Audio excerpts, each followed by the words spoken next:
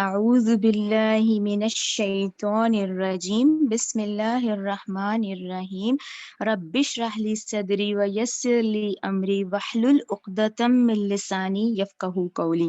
اے میرے رب میرا سینہ کھول دے اور میرا کام آسان کر دے اور میری زبان کی گرہ کھول دے تاکہ وہ میری بات سمجھ سکیں۔ اللہم ارنا الحق حقا وارزقنا اتباعہ وارنا باطلا باطلا وارزقنا اجتنابہ۔ اے اللہ ہمیں حق کو حق کر دکھا اور اس پر چلنے کی توفیق عطا فرما، اور باطل کو باطل کر دکھا اور اس سے بچنے کی توفیق عطا فرما، آمین۔ اب انشاءاللہ جیسا کہ ہماری سورہ انعام اب کنٹینیو ہے، ہم نے لاسٹ سبق تک 41 تک پڑھا تھا، آج ہمارا 42 سے شروع ہوگا۔ ٹھیک ہے، چلیں اعوذ باللہ من الشیطان الرجیم، آیت سورہ انعام آیت نمبر 42۔ وَلَقَدْ اور البتہ تحقیق، ارسلنا ہم نے بھیجے، الی امم امتوں کی طرف کن کو بھیجا؟ رسولوں کو بھیجا، من قبل کا آپ صلی اللہ علیہ وسلم سے پہلے بھی بھیجا ہے، ٹھیک ہے نا، آپ صلی اللہ علیہ وسلم تو آخری نبی ہیں، یعنی وہ 1,24,000 جو انبیاء اور رسول کا سلسلہ چلا ہے تو ہم نے بھیجے ہیں امتوں کی طرف رسول آپ سے پہلے بھی۔ فَأَخَذْنَاهُمْ پھر ہم نے پکڑا ان کو، بالبأساء سختی سے، والضراء اور تکلیف کے ساتھ، لعلہم تاکہ وہ، یتضرعون تاکہ وہ عاجزی اختیار کریں۔ تو اس آیت سے ہمیں کیا مطلب پتہ چلا، یعنی یہ جو 42 آیت ہے اس کا مطلب یہ ہوگا کہ رسولوں کی بیست جو ہوتی تھی اس کا کیا قانون تھا۔ یہ ایک وہ قانون ہے کہ دیکھیں جب رسول بھیجے جاتے ہیں اس وقت ایک امت کی طرف جب وہ بھیجے گئے اس کے بعد ان کو مہلت دی جاتی ہے، ان کو فوراً نہیں پکڑا جاتا۔ یہ اللہ کا قاعدہ قانون ہے کہ رسول بھیج دیا گیا، رسول نے اپنی بات پوری پہنچا دی، پورا اللہ کا پیغام امت تک پہنچا دیا، ٹھیک ہے۔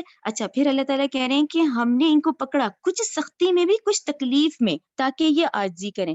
یہ قاعدہ قانون کیا ہے؟ یہ ہے کہ اللہ تعالیٰ اس مہلت تو دی جاتی ہے لیکن ان کو وارن کرنے کے لیے تھوڑے تھوڑے عذاب دیے جاتے ہیں، ان کو سمجھانے کے لیے تھوڑی سختی کی جاتی ہے، تھوڑی سی ان کو چھوٹ دی جاتی ہے کہ پھر یہ ابھی بھی توبہ کر لیں، یہ ابھی بھی سمجھ لیں۔ یہ آپ سمجھ رہے ہیں نا اس بات کو کہ یہ اللہ کا ایک قاعدہ قانون ہے۔ دیکھیں ہوتا ہے نا کہیں جھوٹ بولا، غلط کام کیا، کون سا پکڑ ہو جاتی ہے؟ نہیں ہوتی نا، وہ مہلت اصل میں دی جا رہی ہوتی ہے، وہ ایک وقت دیا جا رہا ہوتا ہے کہ دیکھو ابھی بھی یہ پلٹ جائے، یہ نہ ریئلائز کر لے کہ میں نے غلط کیا ہے۔ تو دیکھیں یہ اللہ کا قاعدہ قانون ہے، اور یہ سوچیں کہ ہم سورہ انعام میں ہیں جو کہ اس وقت 10-11 سال گزر چکے ہیں اور کفار مکہ اس بات کو سمجھ چکے ہیں، یعنی وہ جو نبی کریم صلی اللہ علیہ وسلم کا پیغام ہے وہ ان کے دل گواہی دے چکے ہیں، پھر ان پہ کیا ہے، پکڑ نہیں آئی، ابھی بھی ان کو مہلت دی جا رہی ہے تاکہ کیا ہو، یتضرعون تاکہ وہ عجز اختیار کریں۔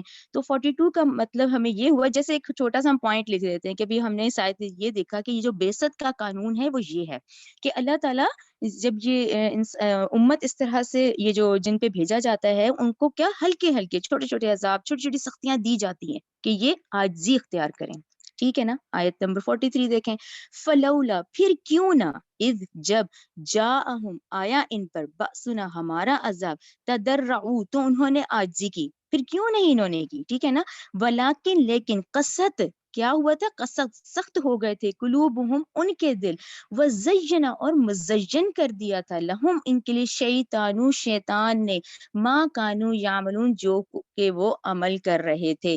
تو یہ ہے کہ ان وارننگز کو بھی وہ سمجھے نہیں، کیوں نہیں سمجھے؟ اب پھر آپ تھوڑا سا ریئلائز کریں کہ دیکھیں یہ کفار مکہ نے خانہ کعبہ کے صحن میں 360 جو بت بنائے ہوئے تھے، تو انہوں نے کہا ٹھیک ہے اگر آ بھی گئی قیامت تو یہ ہمیں چھڑا لیں گے، ٹھیک ہے نا۔ شیطان نے مزین کیسے کر کے دکھائے۔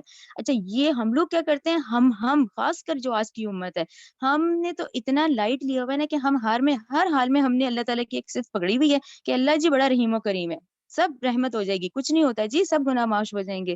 یعنی ہم نے محنت کرنی ہے، بغیر محنت کے ہم یہ ایکسپیکٹ کر رہے ہیں، اور یہ اتنا کامن ہے، کسی کو سمجھائیں تو وہ کہتا ہے اللہ بڑا رحیم و کریم ہے جی، ٹھیک ہے نا۔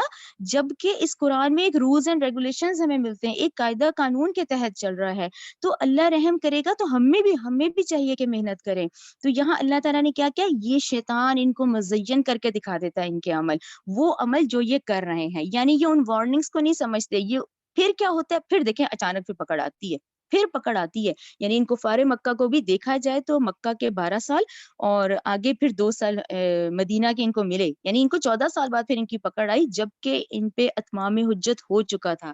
اتمام حجت کا کیا مطلب ہوتا ہے کہ نبی کریم صلی اللہ علیہ وسلم نے اللہ تعالیٰ کی جو امانت ان کے پاس آئی تھی، یہ قرآن کی تمام آیات تھی، وہ ان کو کہتے ہیں مبین آتا ہے نا کہ کھلی واضح احکامات میں سمجھا دی گئی تھیں، ان کے دل گواہی دے چکے تھے. پھر کیسے شیطان نے مزین کیا؟ کسی کو سرداری پسند تھی، کوئی اپنا گھر نہیں چھوڑنا چاہتا تھا، کوئی وہ مقام نہیں چھوڑنا چاہتا تھا. اب شیطان نے مزین کر دیا، ٹھیک ہے خیر ہے ہو جائے گا، یہ بت چھڑا دیں گے. ہم نے سوچا خیر ہے ہم بھی ایسے ہی گزار لیں گے، اللہ رحیم و کریم ہے جی. ٹھیک ہے نا، اس چیز کو دیکھا کریں کہ یہ شیطان کیسے مزین کر کے دکھاتا ہے وہ عملوں کو جو وہ کر رہے ہیں. اور عمل پہ تو ہر وقت ہائی لائٹ کیا کریں، یہاں سے صرف اعمال لے کے جانے ہیں. اولاد نے بھی یہاں رہ جانا ہے، مال نے بھی یہاں رہ جانا ہے، رشتہ داروں نے بھی یہیں رہ جانا ہے. جو ہم نے لے کے جانے ہیں نا وہ یہاں سے اعمال ہیں. تو ہر آیت کا فوکس دیکھا کریں کہ وہ عمل ان کو مزین کر کے دکھائے شیطان نے، جس میں جو وہ کر رہے تھے. ٹھیک ہے نا، انہوں نے سختی کو بھی نہیں دیکھا، اس ڈھیل کو بھی نہیں دیکھا کہ وہ جو ڈھیل ان کو مل رہی ہے. ٹھیک ہے، آیت نمبر 44 دیکھیں. فلما، پھر جب نسو، انہوں نے بھلا دیا، ما ذکروا بھی، اس کی جس کو وہ نصیحت کیے گئے تھے. فتحنا، تو ہم نے بھی کھول دیے، علیہم، ان پر، ابواب، دروازے، کل شیء، ہر آسائشوں کے دروازے کھول دیے. اب آپ یہ دیکھیں کتنی سخت آیت ہے. اب ہمیں تو ایسے لگتا ہے کہ اللہ نے کسی کو بڑا ہی نواز دیا تو بڑا ہی رحم ہے، ہم تو کہتے ہیں کہ بڑا اللہ کا احسان ہے، بہت نوازا ہوا ہے. بھی اب کسی کی بھی آپ مثال لے لیتے ہیں تو یہاں اللہ تعالیٰ نے کیا کہا کہ جب انہیں نصیحت کی جاتی ہے اب یہ اپنی ہٹ درمی پہ قائم ہے، اب یہ نہیں چھوڑ رہے، یہ نصیحت نہیں پکڑ رہے، آخرت ان کا مقصد نہیں ہے. تو ہم نے بھی ان پہ آسائشوں کے دروازے کھول دیے کہ اب تم خوب کھاؤ، اب تم جتنا فائدہ اس دنیا کو اٹھانا چاہتے ہو نا اٹھا لو. تو یہ بہت سخت آیت ہے کہ جب انہوں نے بھلا دیا اس نصیحت کو تو ہم نے بھی کھول دیا ان پہ آسائشوں کے دروازے. حتیٰ یہاں تک کہ اذا، جب فارغ ہو، وہ تو اترا گئے اس پر، اللہ رحم کرے. یعنی دیکھیں یہ جو بہت نوازا جانا ہے نا، یہ بھی اللہ کے بہت بڑے امتحانوں میں سے ایک امتحان ہے. کیونکہ جب نواز دیا جاتا ہے نا تو ہم یہی سمجھتے ہیں، یعنی ایک انسان ہدایت پر نہ ہو نا وہ یہی سمجھے گا کہ کیونکہ بھئی میں بہت ٹیلنٹڈ ہوں، کیونکہ میں بہت قابل ہوں، یہ میں نے محنت کی ہے اتنی، تو وہ اترا جاتا ہے. ٹھیک ہے نا، حتیٰ کہ جب وہ اترا گئے بما، ان چیزوں کے ساتھ، اوتو، جو وہ دیے گئے تھے. یعنی اس وقت انسان یہ بھول جاتا ہے کہ یہ سارا دیا ہو تو اللہ نے ہے، میری کیا عقل ہے، میرا کیا کمال ہے. لیکن اس بات کو ریئلائز کرنا کیسے ہوگا؟ جبکہ ہدایت ہوگی. جب ہدایت ہوگی نا تو ریئلائز ہوگا. جب ہدایت نہیں ہوتی پھر انسان اسی پہ تو اترا جاتا ہے کہ میری اولاد بہت قابل تھی، میں نے بہت محنت کی، یہ آج ساری میری ہی عقل تھی. تو وہ ہے یہ کہ یہاں تک کہ جب وہ اترا گئے ان چیزوں سے، اوتو، جو کہ وہ اللہ کی طرف سے دیے گئے تھے نا. اس کے بعد دیکھیں پھر سوری فا نہیں ہے، اخذناہم، تو ہم نے پکڑ لیا انہیں، بغتتاً، اچانک. پھر وہ اچانک جو پکڑ آتی ہے نا اس میں وہ سارا مال بھی اللہ کے حکم سے پھر وہ واپس چلا جاتا ہے، یعنی وہ ایک دم اچانک ہی آتی ہے. فَإِذَا، تب، ہم وہ، مبلسون، پھر وہ نا امید ہو گئے.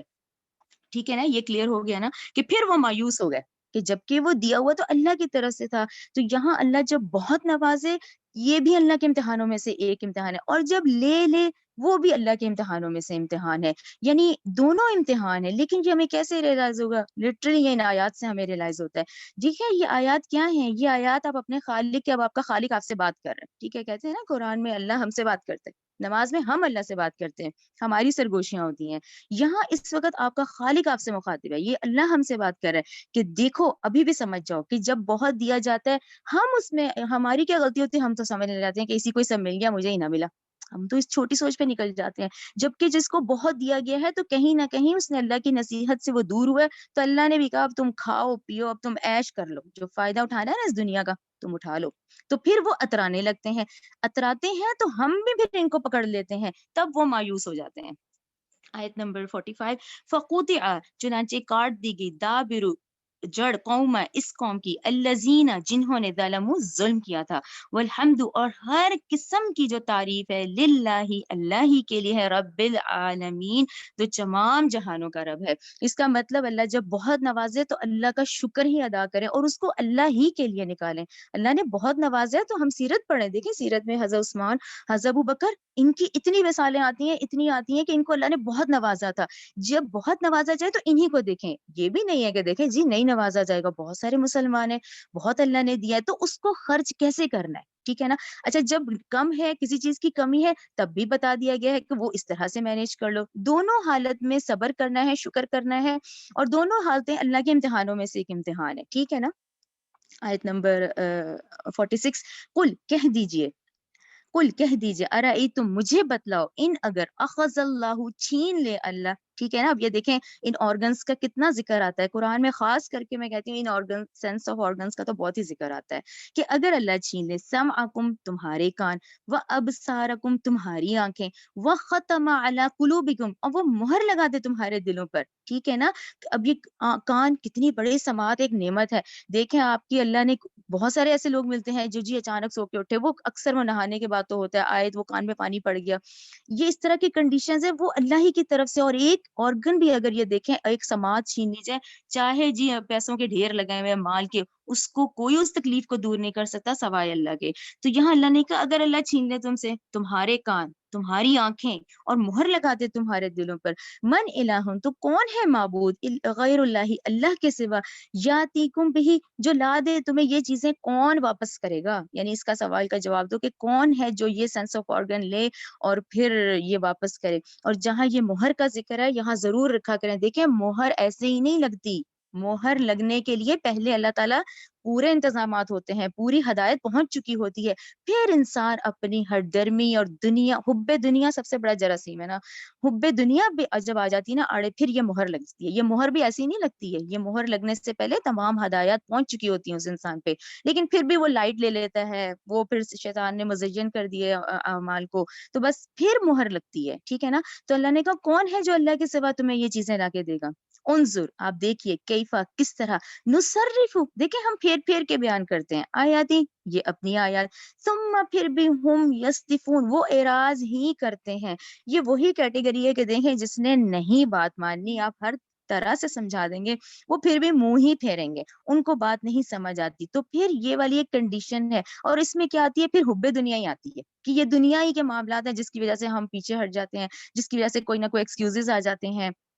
تو یہ دیکھیں نصرف, اللہ تعالیٰ بھی دیکھیں بار بار کتنی تکرار بھی آتی ہے نا, ہم کہتے ہیں نا یہ آیت پہلے بھی پڑھی تھی, پھر سمجھانے کے لیے آتی, یعنی ہم پھیر پھیر کے بیان کرتے ہیں ان نشانیوں کو, پھر بھی وہ اراضی کرتے ہیں, ٹھیک ہے نا. آیت نمبر 47, قل کہہ دیجئے, ارائیتکم تم مجھے بتاؤ, ان اگر آتاکم آ جائے تم پر, عذاب اللہ اللہ کا عذاب, بغتتن اچانک, اب دیکھیں کنڈیشنز ہیں, یہ اچانک بھی آ سکتا ہے, او یا پھر جہرتن اعلانیہ کھل کے کہ ہاں بھی اب عذاب آنا ہے, تم یہ حرکتیں کر چکے ہو اب عذاب آنا ہے. اللہ نے کہا اگر تم پہ یہ آئے اللہ کا عذاب بغتتن اچانک, ٹھیک ہے نا, یکا یکا آ گیا, او جہرتن یا اعلانیہ, ہل یہلکو تو نہیں ہلاک کیے جائیں گے, الا مگر قوم الظالمین جو ظلم کرنے والے ہی ہیں, ٹھیک ہے نا. یعنی جتنے بھی یہ رسول کی دعوت کو ٹکرانے والے ہیں, پھر انہوں نے اپنی جانوں پہ خود ظلم کیا ہے, مگر جو ظالم لوگ ہیں نا وہی ہیں جو ہلاک کیے جائیں گے. اچھا اگلی آیت میرے نزدیک بہت اہم ہے, یعنی سورہ انعام کی آیت نمبر 48 جو ہے نا, جو آپ لوگ نوٹ ڈاؤن کر رہے ہیں وہ ضرور کریں, اس کے سامنے لکھیں سورہ نساء 165, سورہ نساء 165, یہ جو آیت نمبر 48 اب میں پڑھوں گی نا, اس پہ آپ لوگ ضرور لکھیں. سورہ نساء 165 میں ہم بڑا ڈیٹیل سے پڑھ کر آئے ہیں, یہ اسی طرح کی بات کی جائے گی جس کی اب ہیڈنگ اس آیت کی لگا لیں کہ یہ ہے جیسے کہ یہ انبیاء اور رسول کی بعثت کا مقصد کیا ہوتا ہے, یہ جو وہ بھیجے جاتے ہیں نا کہ ان کے آنے کا کیا مقصد ہوتا ہے, یہ ہے. دیکھیں وما نرسلو نہیں ہم بھیجتے, مرسلین رسولوں کو, الا مگر مبشرین و منذرین, دو کاموں کے لیے بھیجے جاتے ہیں. وہ بشارت بھی دیتے ہیں کہ بھی جتنے تم نیک اعمال کرو گے آخرت ہے, ابدی ہے, اور یہ تمام نیک عمل کا بدلہ وہاں دیا جائے گا, ٹھیک ہے. وہ منذرین, اور وہ لوگ جو ہٹ درمی پہ اترے ہوتے ہیں اور سرداری پہ اترے ہوتے ہیں, ان کو ڈرایا بھی جاتا ہے کہ دیکھو تم ابھی بات نہیں مان رہے ہو, کل کو جب آخرت میں آنکھ کھلے گی تو یہ بھی ہم بتا رہے ہیں. یعنی نبی کریم صلی اللہ علیہ وسلم اور تمام رسولوں کا کیا معاملہ ہوتا ہے کہ وہ خوشخبری بھی دے دیتے ہیں اور ڈرانے, ہر چیز پوری کلیئر. تو یہ ہوتا ہے کہ نبیوں کے آنے کا مقصد. اب وہی والی بات ہم خود ہی تو کہتے ہیں, بھی ہم یہی سمجھا رہے ہیں کہ دنیا دارالامتحان ہے, بھی سمجھ لو دنیا دارالامتحان ہے, اس بات کو سمجھ لو. تو امتحان کے لیے پھر تیاری کرنی ہوتی ہے, پھر ہی پیپر ہوتا ہے نا, وہ ہمارے لیے آسان کر دیا اللہ نے. یعنی ایک عام بندہ سوچے نہ رسول نہ قرآن, پھر ہم کیا کریں گے, ٹھیک ہے. اچھا ہماری ویسے بخشش تب بھی نہیں ہوگی, بچت تب بھی نہیں ہوتی, پکڑ تب بھی ہونی ہے, کیونکہ ہمارے اندر ایک انسٹنکٹ ہے جس کو ہم جبلت نہیں کہتے, انسٹنکٹ ہے. اب آپ بے شک مسلمان ہندو سارے کلچر کو چھوڑ دیں, مذاہب کو الگ کر دیں, ایک نارمل ہر انسان کہتا ہے کہ جھوٹ بری بات ہے, ہر انسان ریئلائز کر رہا ہے کہ زنا غلط ہے، یہ گناہ ہے. وہ ریئلائز وہ کیوں کر رہا ہے؟ کیونکہ اس کے اندر، ہمارے اندر یہ انسٹنکٹ، یہ جبلت دے کے اللہ نے اس دنیا میں بھیجا ہے. ٹھیک ہے نا. اچھا، اس دنیا میں بھیج دیا کہ وہ اندر ضمیر ہے، وہ پنچ کرتا رہتا غلط کاموں پہ کرتا ہے. ہم ریئلائز کرتے ہیں وہ ایسی ہوتی ہے، کبھی کبھی تو پوری رات نیند نہیں آتی کہ انسان ریئلائز کرتا رہتا ہے یار مجھ سے یہ غلطی ہو گئی ہے. ٹھیک ہے نا. ایک تو وہ اندر ڈال کے بھیجا ہمیں یہاں دنیا میں، پھر ہمیں آسانی کے لیے رسول بھیج دیے. اب یہ بڑا آسان ہو گیا ہے کہ کوئی مسئلہ ہے ہم قرآن دیکھتے ہیں اور مزید ہمیں چاہیے تو ہم سنت رسول کو فالو کر رہے ہیں. ٹھیک ہے نا. تو یہ ہمارے لیے بہت آسان ہو گیا. تو اس مقصد کے لیے بھیجا گیا کہ کل کو قیامت کے دن تم یہ نہ کہو کہ اللہ مجھے تو پتہ ہی نہ چلا.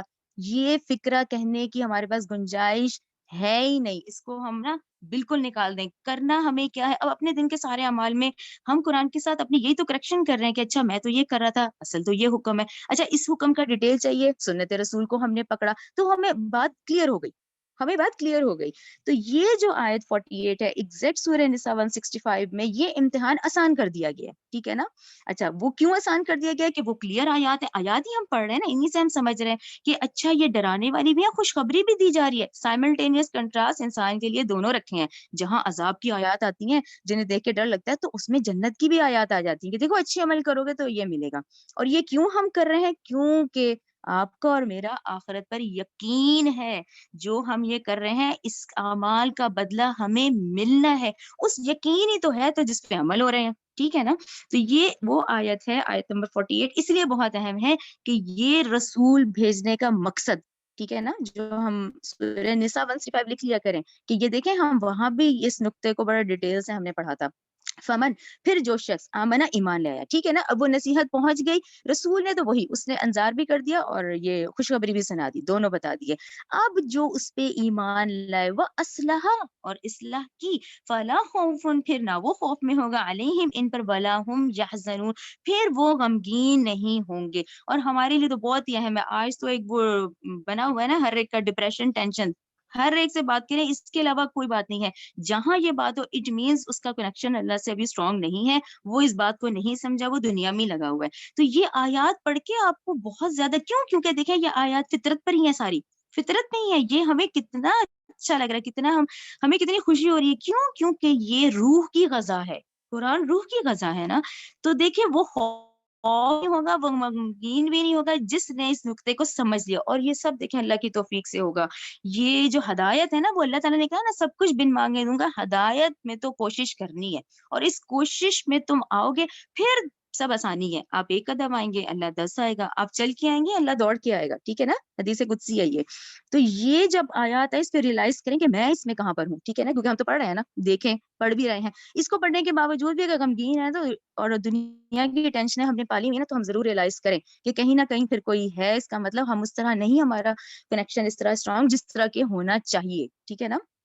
آیت نمبر 49، والذین، اور وہ لوگ جنہوں نے کذبوا، جھٹلایا، بآیاتنا، ہماری آیتوں کو، یمسہم، پھر پہنچے گا انہیں، عذاب، عذاب، بما، بھی وجہ اس کے، کانوں وہ تھے، یفسقون، انہوں نے نافرمانی کی. سننے کے باوجود بھی، یعنی ماننے کے باوجود، سن لیا، سمجھ لیا، دل نے گواہی دی، پھر بھی جھٹلایا. دیکھیں جھٹلانا کا ورڈ سخت ہوتا ہے کہ جھٹلا دیا ہماری آیتوں کو، کہ ایک بات سمجھائی جا رہی ہے پھر وہی دنیا کے ایکسکیوزز آ گئے اور اسی پریشانی میں لگے ہوئے ہیں. ٹھیک ہے نا. جھٹلا دیا تو انہوں نے نافرمانی کی ہے. آیت نمبر 50 دیکھیں.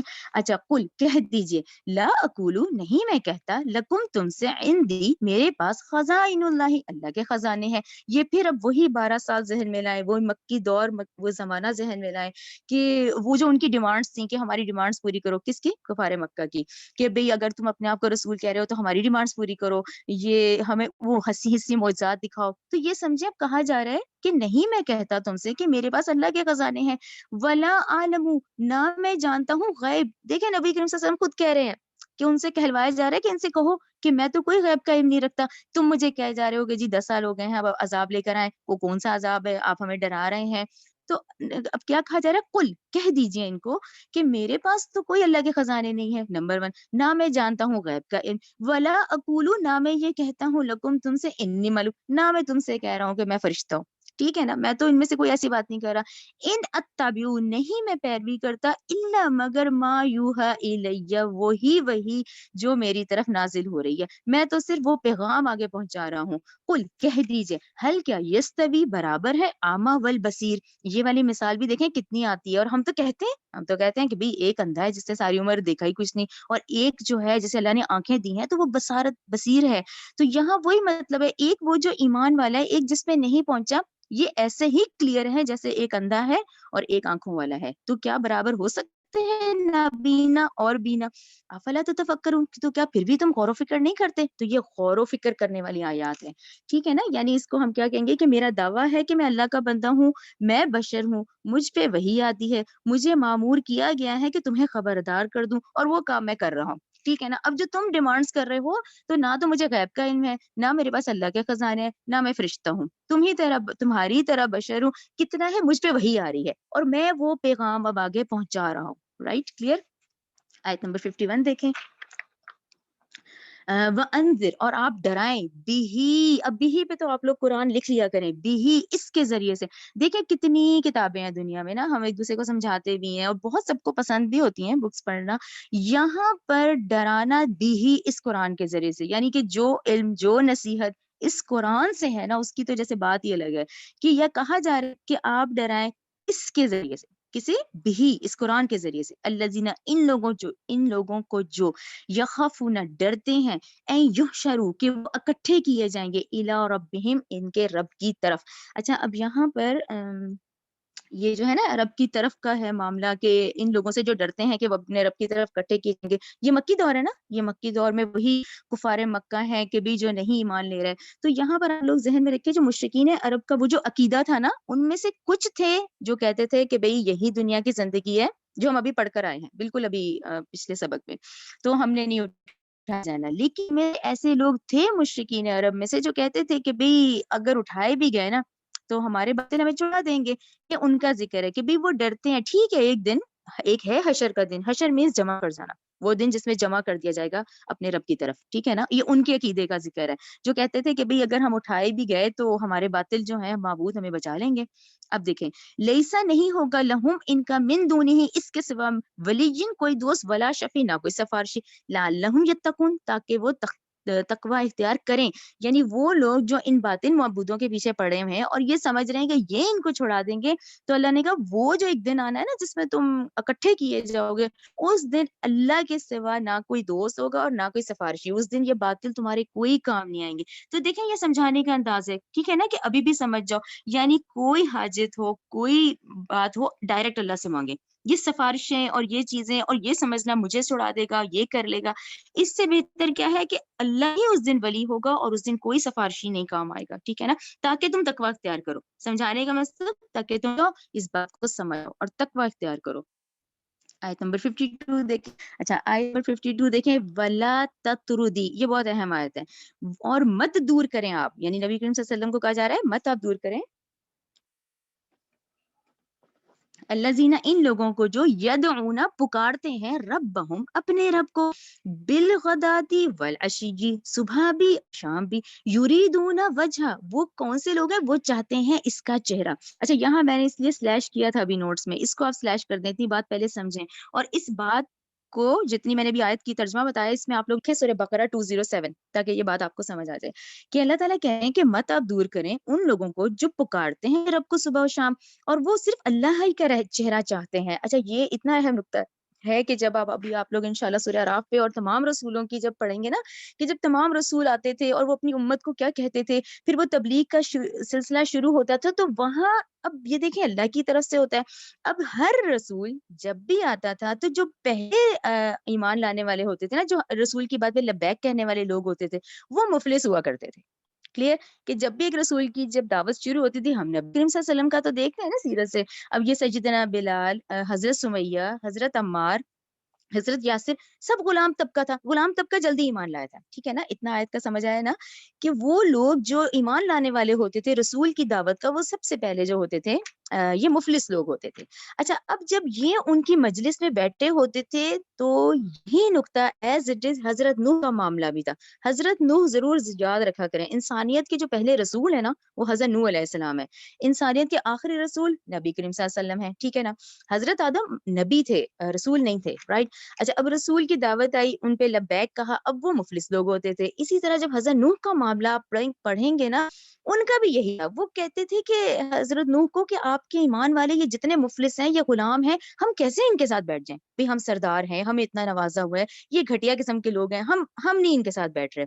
ایگزیکٹ وہی سچویشن نبی کریم صلی اللہ علیہ وسلم کے دور کی تھی کہ آپ صلی اللہ علیہ وسلم کی تبلیغ میں پہلے یہ والے لوگ ایمان لائے تھے جو غلام طبقہ تھا اور مفلس طبقہ تھا. تو یہی بات سرداران قریش کہتے تھے کہ اب یہ ہماری شیان شان نہیں ہے, ہم کیسے ان لوگوں کے ساتھ بیٹھ جائیں, یعنی آپ ان کو ہمارے ساتھ, ہم کیسے ان کے ساتھ بیٹھ جائیں. اب یہ نقطہ ذہن میں رکھیں. تو وہاں اللہ تعالیٰ نے کہا کہ ان کو مت دور کریں. جو مفلس اور غلام طبقہ نا, یہ کون ہے؟ یہی تو وہ لوگ ہیں جو صبح بھی اپنے رب کو پکار رہے ہیں, شام بھی اپنے رب کو پکار رہے ہیں, حتیٰ کہ وہ اللہ کا چہرہ چاہتے ہیں. کیسے چاہتے ہیں؟ سورہ بقرہ 207. اچھا سورہ بقرہ 207, ہاں یہ ہے کہ یہ وہ لوگ ہیں جنہوں نے اپنی جانیں, اپنی زندگیاں اللہ کی رضا کے لیے وقف کر دی ہیں, رائٹ.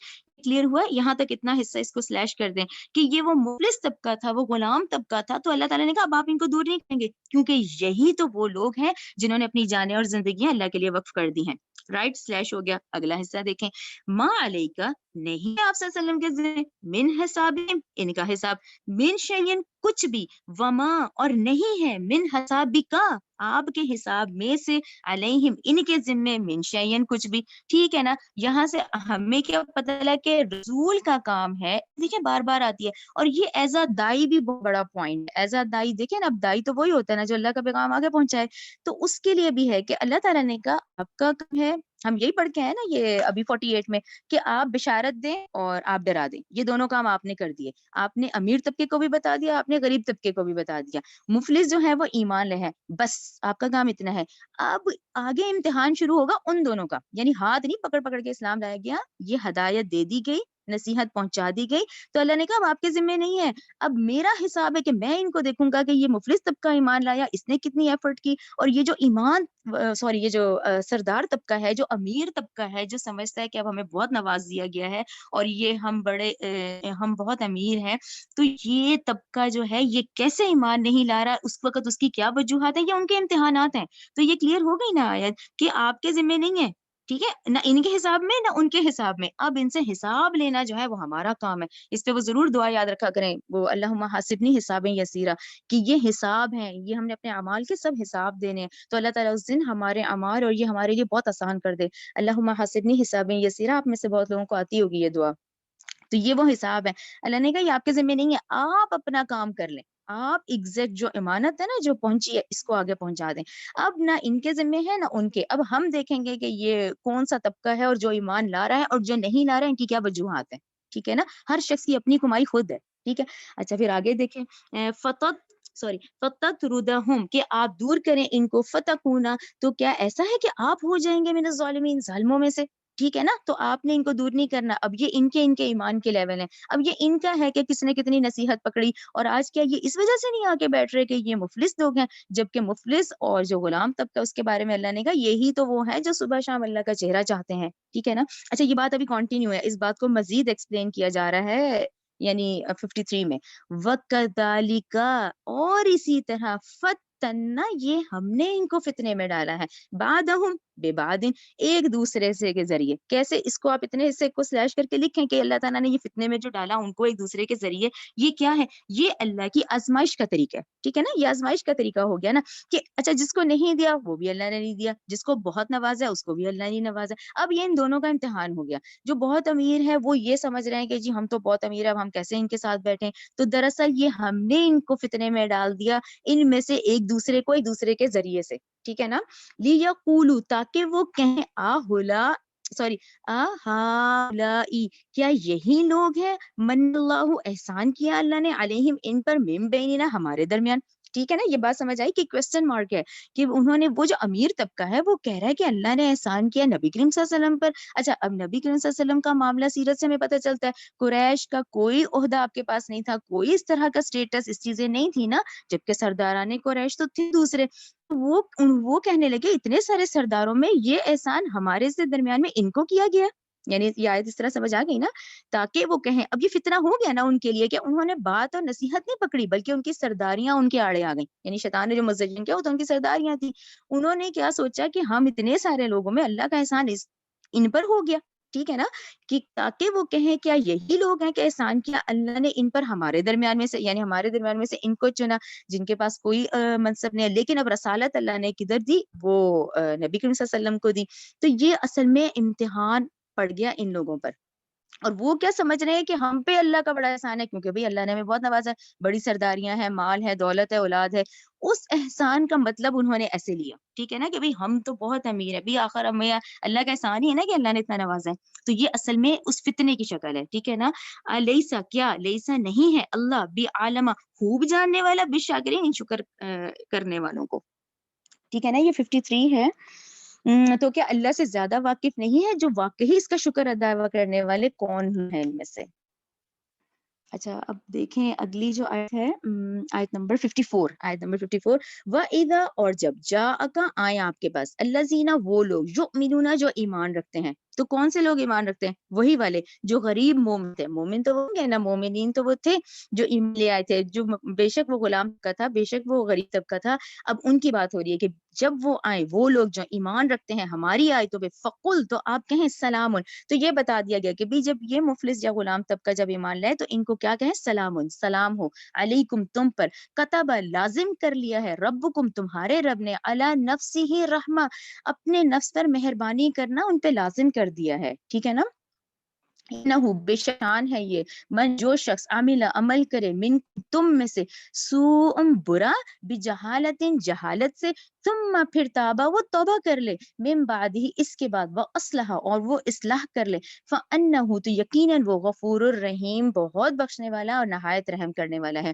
تو یہ تو بہت ہی خوبصورت آیت ہے, ہر لحاظ سے آ گئی کہ اللہ تعالیٰ کا یہ کرم ہے, یہ مہربانی ہے, ان کو سلام کہو. اور پھر یہ بھی کہہ دیا کہ بھئی اگر کہیں تم سے غلطی ہو جاتی ہے, کیونکہ انسان تو ہے خطا کار, جب غلطی آئے تو فوراً توبہ کر لو, پھر اس کو ریئلائز کرو اور اس کو توبہ کر لو, اس کے بعد پھر اس کی اصلاح کر لو, ٹھیک ہے نا. پھر اللہ تعالیٰ بہت بخشنے والا اور نہایت رحم کرنے والا ہے. آیت نمبر 55 دیکھیں, وَكَذَلِكَ, اور اسی طرح, نُفَصِّلُ, ہم تفصیل سے بیان کرتے ہیں, آیاتی, ان نشانیوں کو, ان آیتوں کو, وَلِتَسْتَبِينَ, تاکہ واضح ہو جائیں, سبیلو, رستہ, مجرمین, مجرموں کا, ٹھیک ہے نا. مجرم اور مجرم بنتا چلا گیا, کیونکہ اس پہ اتنی, اس کو کلیئر یہ آیات پہنچ رہی ہیں کہ کوئی جواز بنتا نہیں ہے کہ ابھی بھی کوئی انسان نافرمانی پہ اڑا رہے. ٹھیک ہے, یہ پھر ان کا رستہ اس طرح واضح ہوا گیا کہ وہ انکار ہی کرتے چلے جا رہے ہیں, جبکہ اللہ تعالیٰ کی طرف سے جو ہدایت ہے وہ پوری ہے, یعنی اس کے پورے انتظامات آج ہیں, ٹھیک ہے نا. اب ہم نے کرنا ہے, ہم نے کوشش کرنی ہے, یہ بیٹھے بیٹھے نہیں ہوگا, اس میں ایک کوشش ہے, وہ کوشش ہم نے خود کرنی ہے, ٹھیک ہے نا.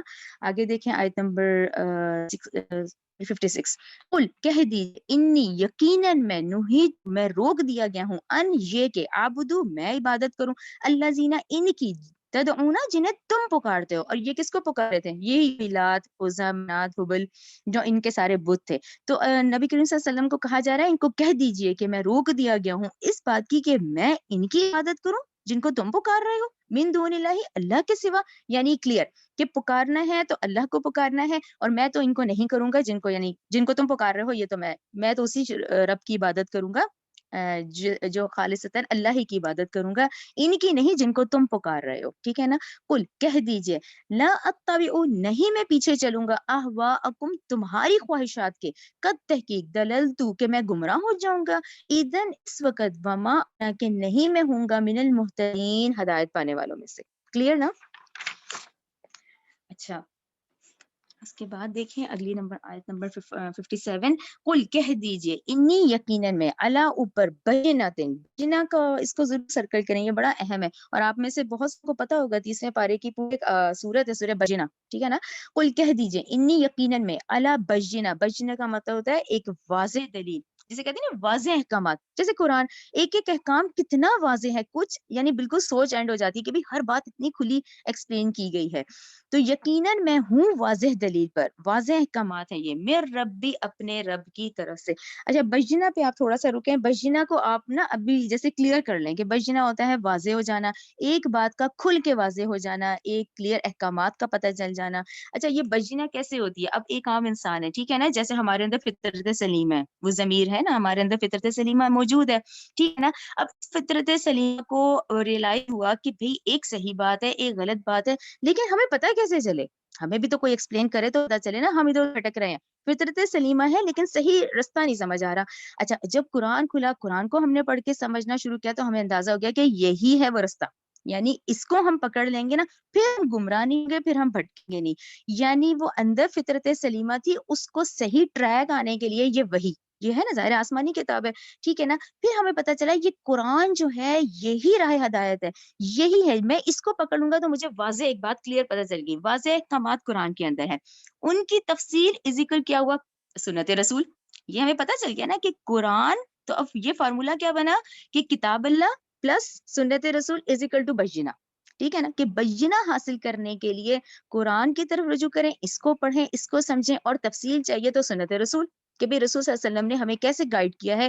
تو پھر کیا ہے یہ بجنا ہے، یعنی ایک بات کا کلیئر سمجھ آ جانا، کلیئر واضح احکامات، تو یہ بجنا ہے. اور یہ کیسے ہے؟ مر ربی، میرے رب کی طرف سے ہے. تو کہہ دیجئے یقیناً میں تو بجنا پر ہوں، واضح دلیل پر ہوں اپنے رب کی طرف سے. رائٹ 30 پارہ سورہ بجنا، اس کی بڑی ڈیٹیلڈ ہے سمجھے سورت، 30 پارے کی، اس کا نام ہی سورہ بجینہ ہے. کہہ دیجئے یقیناً میں واضح دلیل پر ہوں اپنے رب کی طرف سے. وَكَذَّبْتُمْ، جبکہ تم نے جھٹلایا ہے، بھی اسے تم جھٹلا رہے ہو. ما عندی، نہیں ہے میرے پاس، ما وہ عذاب، تستعجلون بھی، جس کی تم جلدی میں چاہ رہے ہو. ٹھیک ہے نا. اور یہ قاعدے قانون سے ہی آج ہمارا یہ سبق شروع ہوا ہے. 42 آئے کہ اللہ تعالیٰ یہ مہلتیں دیتے ہیں اور یہ جلدی کرنے میں لگے ہوئے ہیں. تو اللہ تعالیٰ نے کہا یہ جو جلدی کر رہے ہیں یہ تو مہلت ہی، لیکن جب عذاب آئے گا پھر وہ دو فارمز ہوں گی، یا تو اچانک پکڑے جاؤ گے یا پھر تمہیں اعلانیہ بتا دیا جائے گا. تو وہ عذاب پھر دور نہیں کوئی کیا جائے گا. تو یہ بات ہے کہ تم جلدی کس لیے میں چاہ رہے ہو کہ یہی کہ 10 سال گزر گئے، اب آپ کہہ رہے ہیں عذاب آئے گا، عذاب آئے گا. تو نبی کریم صلی اللہ علیہ وسلم کو کہا جا رہا ہے میرے پاس تو نہیں ہے، نہیں، ما عندی ما تستعجلون به، میرے پاس تو وہ عذاب نہیں ہے جس کی تم جلدی کر رہے ہو. ٹھیک ہے نا. ان الحکم، نہیں ہے حکم، الا للہ، مگر اللہ ہی کے لیے. یقص الحق کا، اور وہ بیان فرماتا ہے حق بات، وہو خیر الفاصلین، اور وہ بہترین فیصلہ کرنے والا ہے کہ کب کس پر کب عذاب ہے. ٹھیک ہے نا. آیت نمبر 58، قل کہہ دیجئے، لو اگر، انا بے شک، عندی میرے پاس ہوتی، ما تستعجلون، جس کی تم جلدی طلب کر رہے ہو، جس کی تم جلد کر رہے ہو، بھی اس کو، لقضی الامر، تو یقیناً فیصلہ کر دیا جاتا معاملے کا، بینی و بینکم، میرے درمیان اور تمہارے درمیان. رائٹ.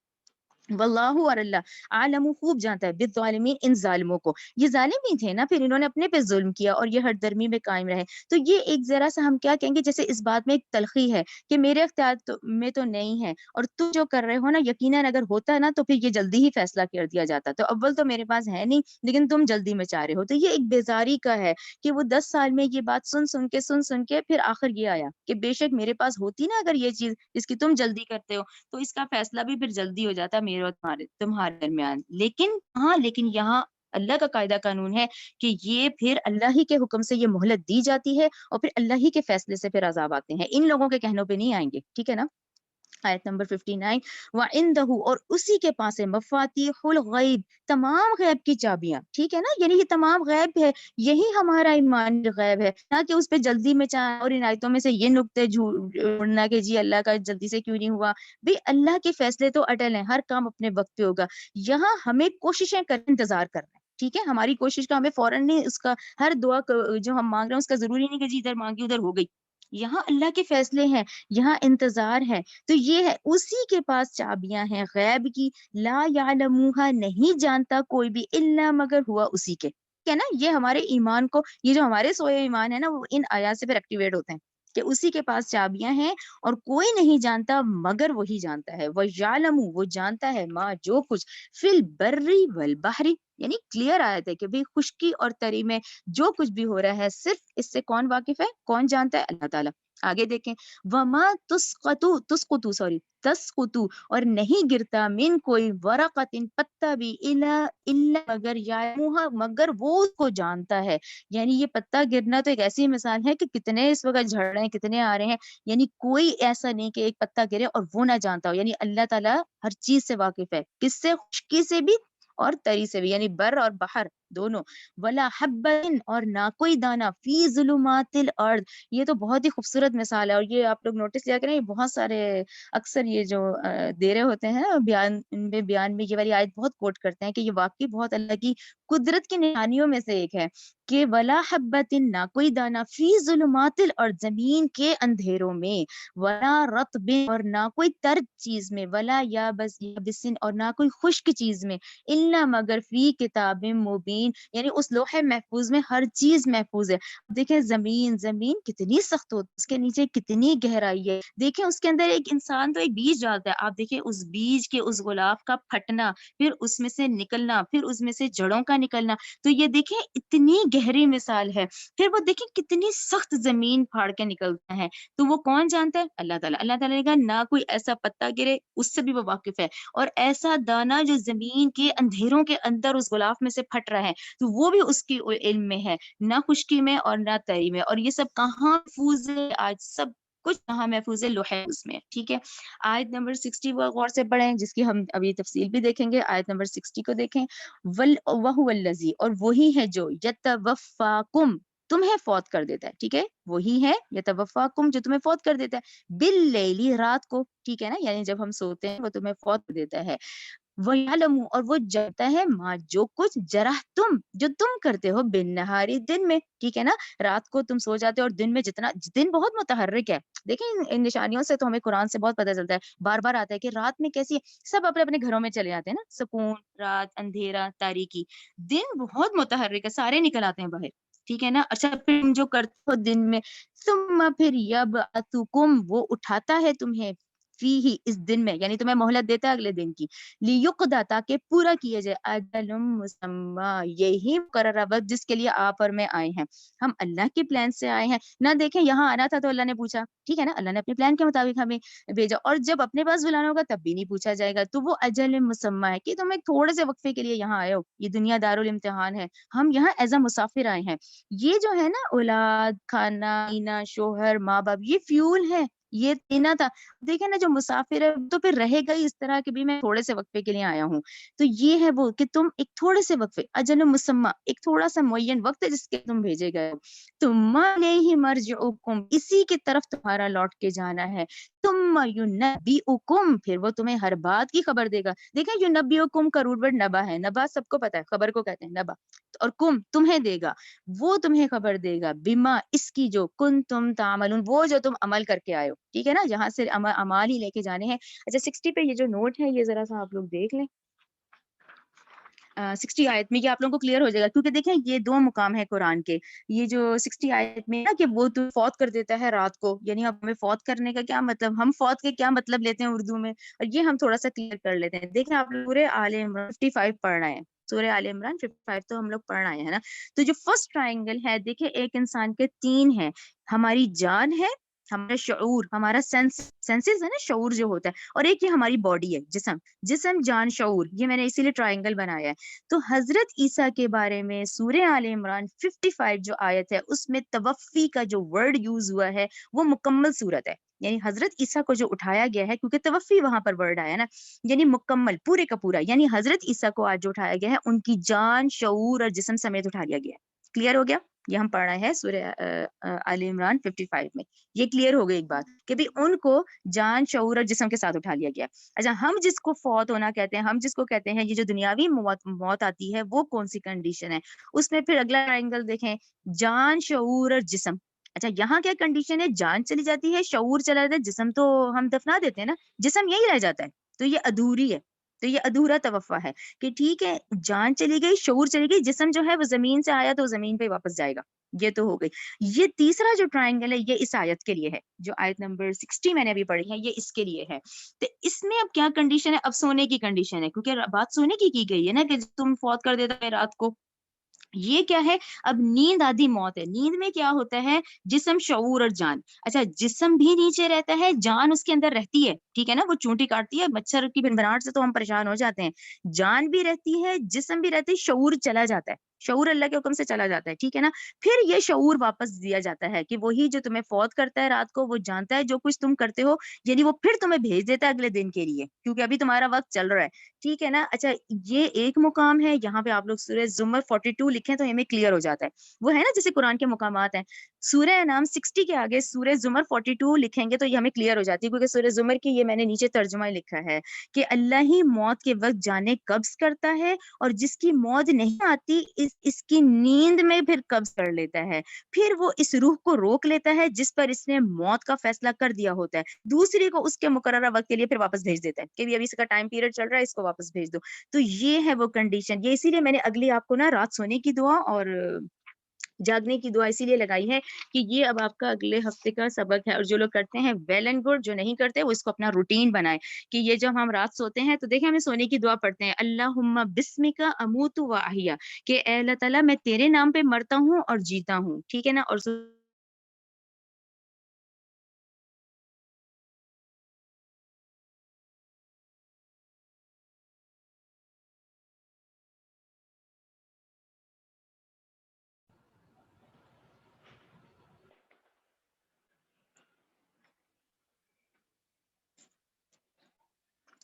یہ نیند سے جو جاگنے کی دعا ہے، نیند سے بیدار ہونے کی دعا، اس کو ضرور آپ غور سے دیکھیں کہ الحمدللہ الذی احیانا بعد ما اماتنا والیہ النشور.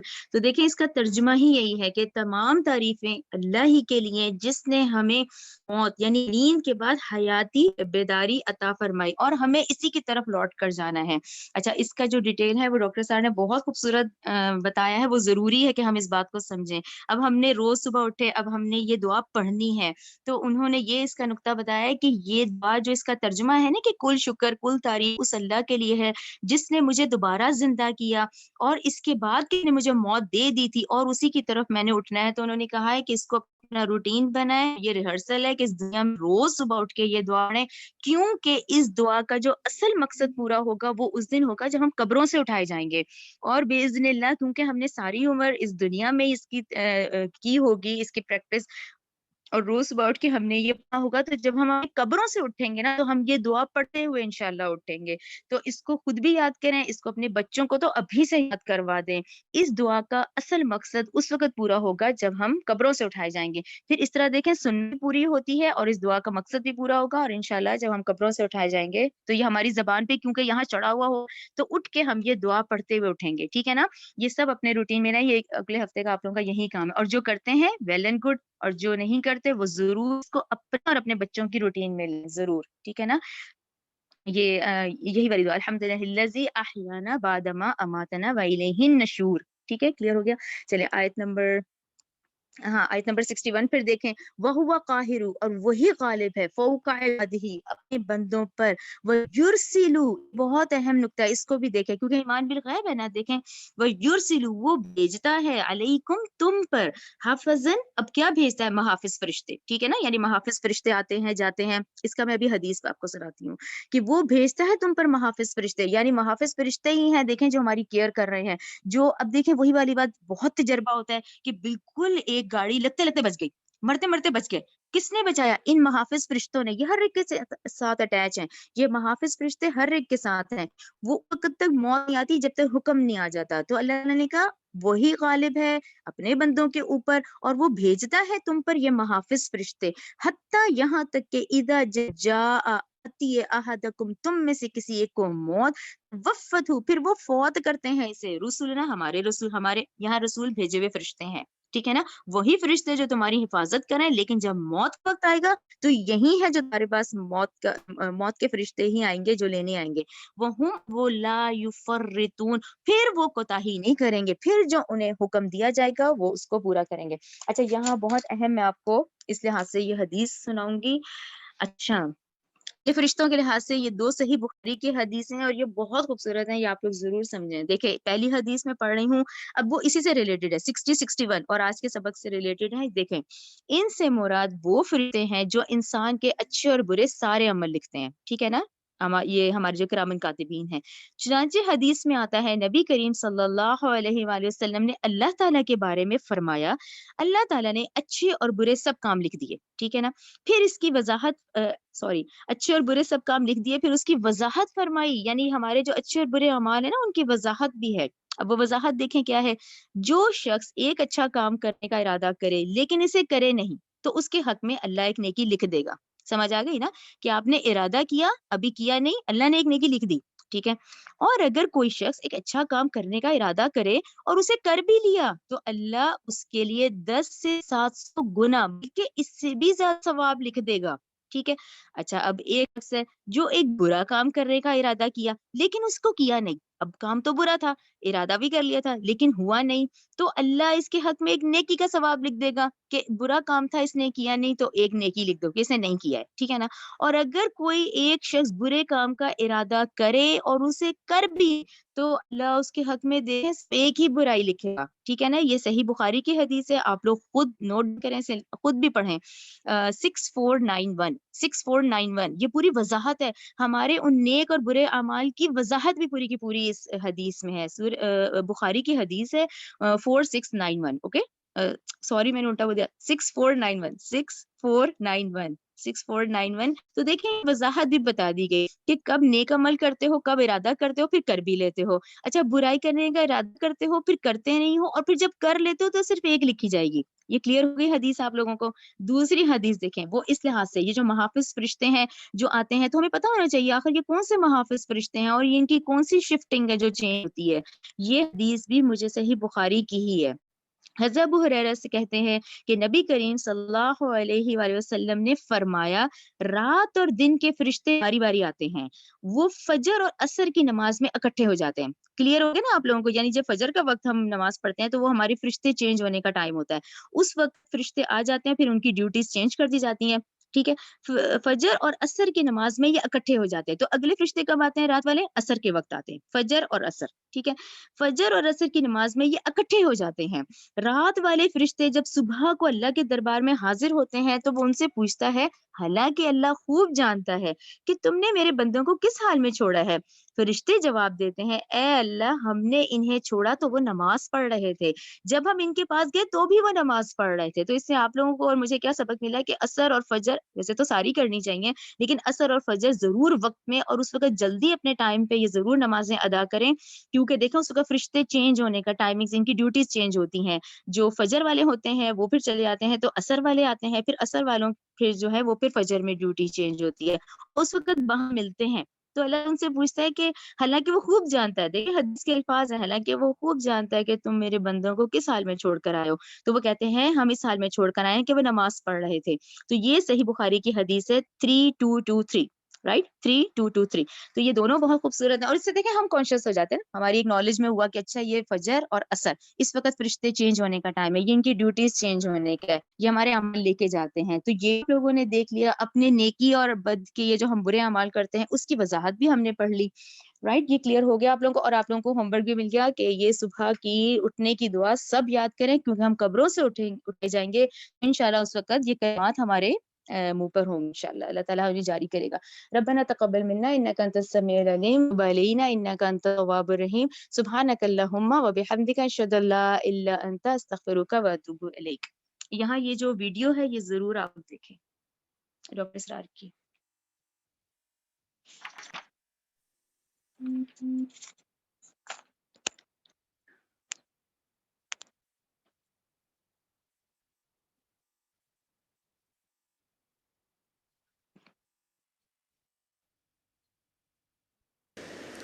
راضی برضائے رب،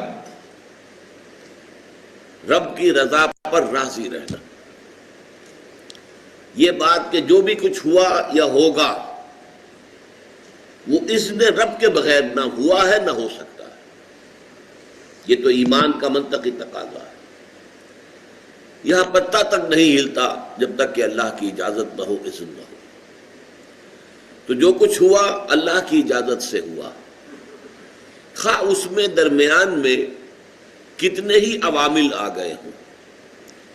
کسی نے اٹھا کر آپ کو پتھر مارا، لیکن یہ پتھر آپ کو نہیں لگ سکتا تھا اگر اللہ نہ چاہتا۔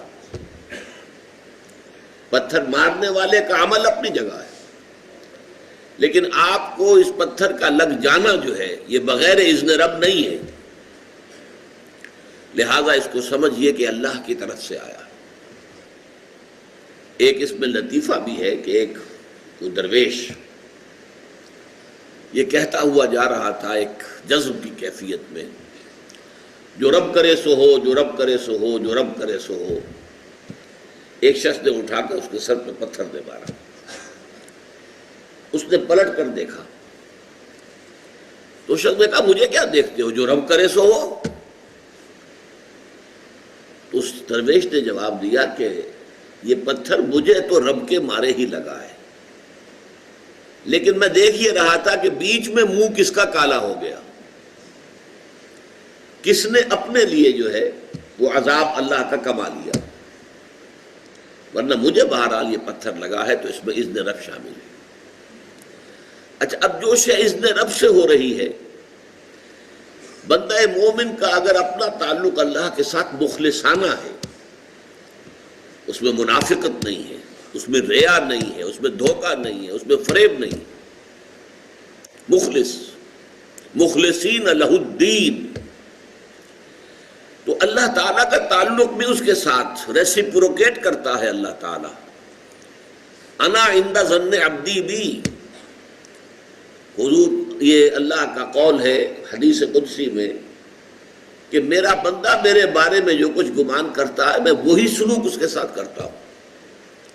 اللہ تعالیٰ بھی مخلص ہے، اللہ تعالیٰ کی مرضی کے بغیر کچھ نہیں ہو سکتا، تو یقیناً جو کچھ ہوا ہے اس میں میرے لیے خیر ہے، چاہے فوری طور پر مجھے ناگوار گزرا ہے، مجھے تکلیف ہوئی ہے، میرے لیے یہ شے جو ہے ناپسندیدہ ہے، لیکن ان دی لانگ رن مجھے یقین ہے کہ اس میں خیر ہے۔ بیدک الخیر انک علی کل شیء قدیر، اے اللہ تیرے ہاتھ میں خیر ہی خیر ہے، تو ہر چیز پر قادر ہے۔ اچھا، جو ہوگا وہ بھی اذن رب کے بغیر نہیں ہوگا، یہی تصور اس کے بارے میں ہونا ضروری ہے۔ اسی کا نتیجہ یہ نکلتا ہے جس کو قرآن مجید بار بار کہتا ہے، بار بار کہتا ہے، بار بار کہتا ہے، لا خوف علیہم ولا هم یحزنون۔ کیا مطلب اس کا؟ نہ ان پر کوئی خوف ہے، نہ حزن سے دو چار ہوتے ہیں۔ عام طور پر یہ سمجھا جاتا ہے کہ یہ آخرت میں ہوگا، آخرت میں تو بتمام و کمال ہوگا، دنیا میں بھی ہوتا ہے۔ خوف کس بات کا بھائی؟ ہوگا وہی جو میرا رب چاہے گا، وہ میرا دوست ہے، میں اس کا ولی، وہ میرا ولی۔ الا ان اولیاء اللہ لا خوف علیہم ولا هم یحزنون، جو اللہ کے ولی ہوتے ہیں، اللہ کے دوست ہوتے ہیں، ان کے نہ کوئی خوف ہوتا ہے نہ حزن ہوتا ہے۔ خوف کس بات کا؟ ہوگا وہ جو اللہ چاہے گا، اور جو کچھ اللہ چاہے گا اس میں کوئی نہ کوئی خیر ہوگا، چاہے فوری طور پر مجھے نظر نہ آئے۔ قرآن کہتا ہے سورہ بقرہ میں، عسیٰ ان تکرہوا شیئا وہو خیر لکم وعسیٰ ان تحبوا شیئا وہو شر لکم، عین ممکن ہے کہ تم کسی چیز کو ناپسند کرو درحالے کہ اسی میں تمہارے لیے خیر ہو، اور عین ممکن ہے کہ تم کسی چیز کو پسند کرو درحالے کہ اس میں تمہارے لیے شر ہو۔ اللہ یعلم وانتم لا تعلمون، اللہ جانتا ہے تم نہیں جانتے۔